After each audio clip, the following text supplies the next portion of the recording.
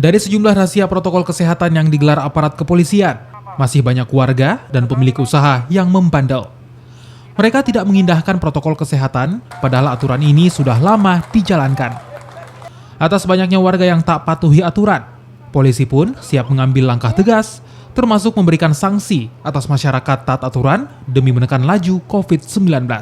Jadi gini, untuk saat ini masih kita memberikan pembelajaran kepada masyarakat, memberikan edukasi kepada masyarakat supaya dia agar mematuhi protokol kesehatan. Walaupun demikian nantinya, ya setelah kita nanti menunggu peraturan wali kota, setelah itu nanti ada, barulah kita menjadikan payung hukum nantinya. Tapi yang jelas bahwa bagi masyarakat yang tidak menggunakan masker, maka kita akan tegur keras yang bersangkutan.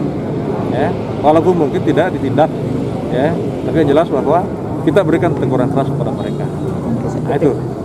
Ketika misalnya ada pemilik warkop ataupun kafe yang tidak menerapkan protokol ya, kesehatan, itu juga menjadi catatan kita.